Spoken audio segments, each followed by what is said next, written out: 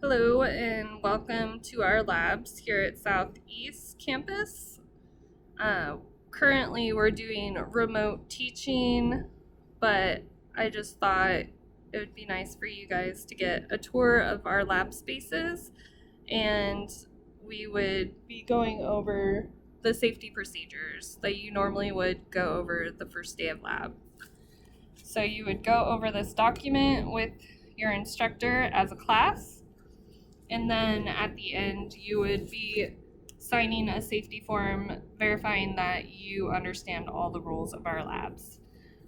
So we'll just go over that really fast. So the general rules of the lab are that you do not work in the lab unless your instructor is present to supervise you. So a qualified person must be present so that we know that you're doing experiments that are in the manual that we know are safe, and also so that if there was an accident that the instructor would be there to respond. Do not carry out any unauthorized experiments in the lab. So you're only allowed to do the procedures that are in our manual or anything that your instructor tells you that you could do. Do not work under any condition that you believe to be unsafe for you or others. So the examples that it gives are overcrowded areas, or if another student is acting unsafely. You would want to report that immediately to your instructors so that they could take action. So for eye protection, you're required to wear approved eye protection at all times in the lab. Your instructor will inform you of experiments that will require safety goggles. So this is a state of Oregon requirement. Failure to comply with this would result in you being excluded from the lab. Eyes are very susceptible to chemical injury and must be fully protected at all times. Even when you're not working, a person nearby may be carrying out a chemical experiment and it might affect you if there was like an accident. So I'm going to show you where we keep our goggles. So we have this little cabinet that has a timer on the side. So it produces UV light to sterilize our goggles, but only when it's closed. And then I also wanted to show you the eye wash. So to use it, you would take the cover off and just pull it to the side. If you were to get chemicals in your eye, you're supposed to put your eyes over that eye wash for 15 minutes to flush the chemicals out of your eyes. So you definitely want to protect your eyes so that you don't have to do that, because it would not be fun. You must wear safety goggles even if you already wear glasses. Prescription eyeglasses are not designated or designed to be eye protection. Do not work with a chemical above or near your face. For example, holding a beaker up to look at what's in the bottom or filling a burette, which is higher than eye level, can result in a splash down onto your face. Many chemicals are toxic and are corrosive. Chemical reagents require careful handling. Do not taste or ingest any chemical in the lab. Do not keep food or drink items at your lab bench. So when you enter the lab, there are these cubbies, and you would put everything that you don't need to do your experiment in there. So any food or drink or your backpack, all you would need is your manual and a pen and paper. So let's see what the explanation says. It may be toxic. Even sodium chloride may be contaminated and unsafe. For the same reason, you cannot bring food or drink into the lab or eat in the lab. No chewing gum, tobacco, candy, bottled water, or drinks. So you're not allowed to eat or drink in the lab, but you can bring it and put it in the cubby. You just would have to go outside if you needed a break to like have a drink of water.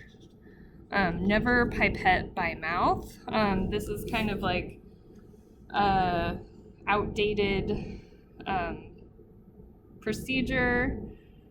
So people used to use their mouth to draw up liquids through the pipette, but now we don't do that anymore, but we still have to go over that in the safety procedures. You would only want to use the bulbs, or we have pipette pumps.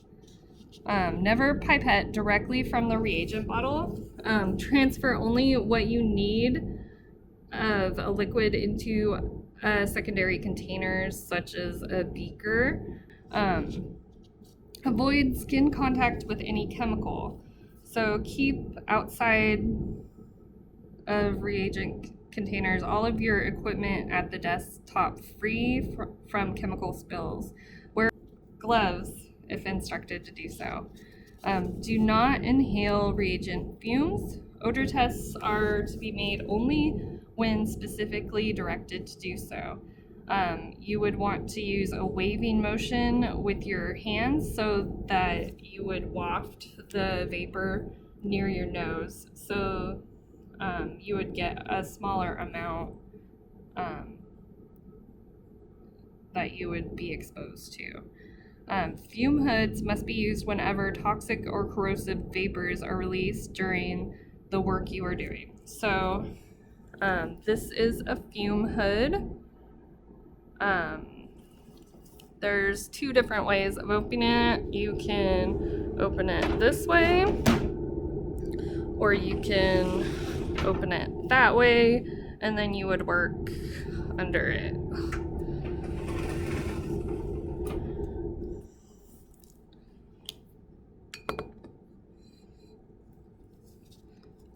Use the fume hood when directed to do so. If fumes develop unexpectedly, cover the container and take it to the hood at once. Work with concentrated hydrochloric, nitric, or acetic acids, or with bromine, chlorine, or hydrogen sulfide should only be done in the fume hood. Alkalis are particularly corrosive. Contact with sodium hydroxide and other alkaline, which means basic, chemicals must be avoided. Work with solid sodium or potassium hydroxide, or solutions of these more concentrated than 0.1 molar should be carried out only under the direct supervision of your instructor. So strong bases must be handled with great caution because they attack tissues so rapidly.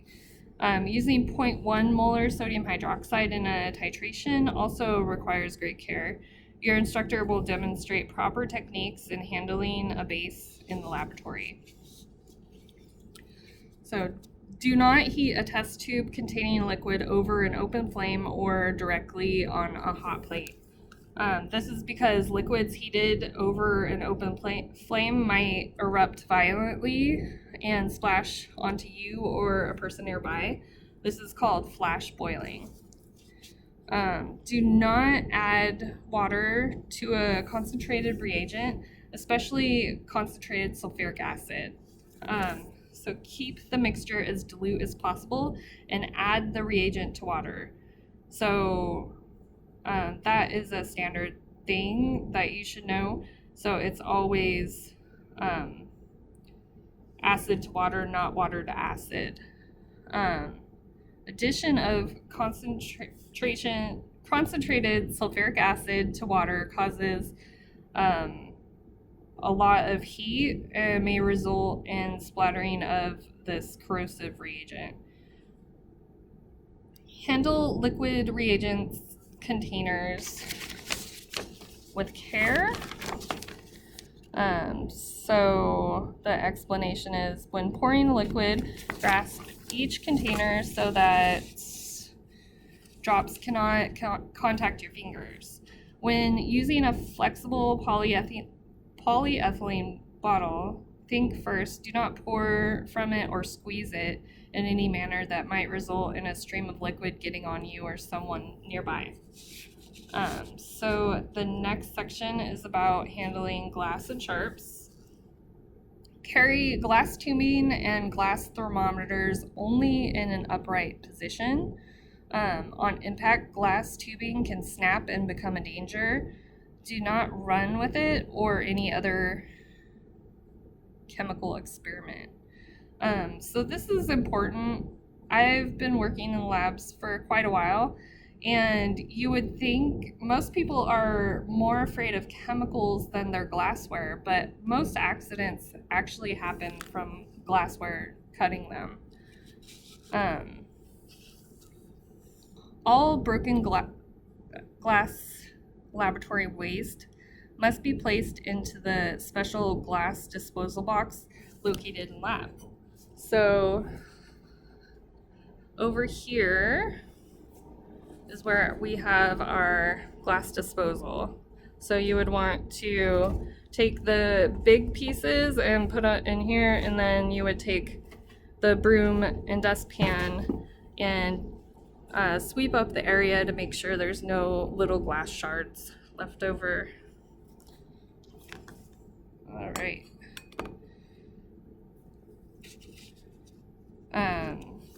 So only paper products go into the regular trash cans.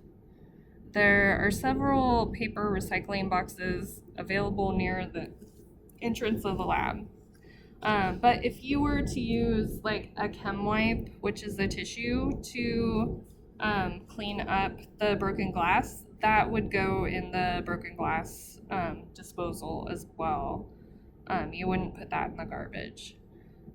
Waste sharps must be placed in the special red plastic sharps disposal bottle provided in the lab. So example of sharps are syringes, needles, razor blades, or scalpels, and we don't use any of those items, so there might not be a sharps container in your lab room.